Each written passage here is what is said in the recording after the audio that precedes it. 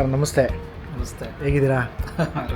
Sir ಮನೆಗೆ solar ಹಾಕಿದ್ದೀವಿ. ನಾನು ಬಂದು ಫಸ್ಟ್ ಟೈಮ್ ನಿಮಗೆ ಎಕ್ಸ್ಪ್ಲೈನ್ ಮಾಡಿದ್ದೆಲ್ಲನೂ. ಹೌದು, ಇನ್ನೂ ಕನ್ಸ್ಟ್ರಕ್ಷನ್ ನಡೀತಾ ಇತ್ತು. ಹೌದು, ನಮಗೇನು ಸೋಲಾರ್ದು ಐಡಿಯಾ ಇರಲಿಲ್ಲ ಆ್ಯಕ್ಚುಲಿ. ಬಟ್ ನೀವು ಬಂದ್ಬಿಟ್ಟು ಎಲ್ಲ ಎಕ್ಸ್ಪ್ಲೈನ್ ಮಾಡಿದ್ರಿ, ಈ ಥರ ಹಿಂಗೇನೋ ಹೆಲ್ಪ್ ಆಗುತ್ತೆ ಹಾಗೆ. ನಮಗೇನು ಅವಾಗ ಒಂದು ಡೌಟಿಂದನೇ ಆ್ಯಕ್ಚುಲಿ ಸ್ಟಾರ್ಟ್ ಆಯ್ತದು. ಹಾಂ ಸರ್. ಬಟ್ ನಾವು ಆಮೇಲೆ 8 ಕಿಲೋವ್ಯಾಟ್ದು ಸೋಲಾರ್ದು ಇನ್ಸ್ಟಾಲ್ ಮಾಡಿದ್ರಿ ನೀವೇ. ಹಾಂ ಸರ್. ಹಾಂ ಸರ್.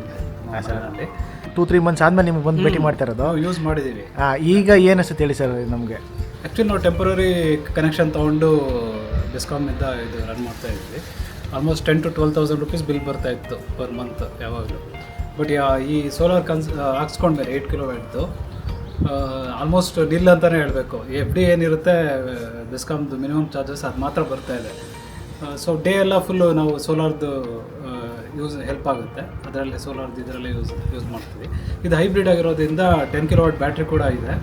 ಸೊ ನೈಟ್ ಹೊತ್ತು ನಮಗೆ ಆ ಬ್ಯಾಟ್ರಿ ಏನು ಪವರ್ ಕೊಡುತ್ತೆ ಅದರಲ್ಲೇ ನಮಗೆ ಫುಲ್ ನೈಟ್ ನಮಗೆ ಹೆಲ್ಪ್ ಆಗುತ್ತೆ. ಸೊ ಡಿಸ್ಕಾಮ್ದು ಬಿಲ್ ಬರ್ತಾ ಇಲ್ಲ ಅಂತಲೇ ಹೇಳಬೇಕು. ಮಿನಿಮಮ್ ಚಾರ್ಜಸ್ ಏನಿದೆ ಅದು ಮಾತ್ರ ಬರ್ತಾ ಇದೆ.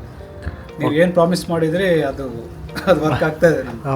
Okay sir. ಮತ್ತು ನಮ್ಮ ಕಂಪ್ನಿ ಬಗ್ಗೆ ಸರ್ ಏನು ಹೇಳ್ಬೋದು? ನಮ್ಮ ಅಪ್ರೋಚಿಂಗು ಮತ್ತು ಟೆಕ್ನಿಕಲಾಗಿ ಎಕ್ಸ್ಪ್ಲೈನ್ ಮಾಡಿ ನಿಮಗೆಲ್ಲ ಬಂದು ಹೇಗೆ ವರ್ಕ್ ಆಗುತ್ತೆ? ಸರ್ವಿಸ್ ವೈಸ್ ಅಂತೂ V are very happy actually.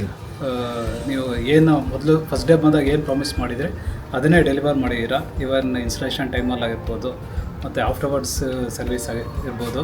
Actually we are very happy. ನಾನು ನಮ್ಮ ಫ್ರೆಂಡ್ಸ್ಗೆಲ್ಲ ಕೂಡ ರೆಫರ್ ಮಾಡಿದ್ದೀನಿ ಆಲ್ರೆಡಿ ಹೋಮ್ ಪವರ್ ಬಗ್ಗೆ. Okay sir. Okay sir.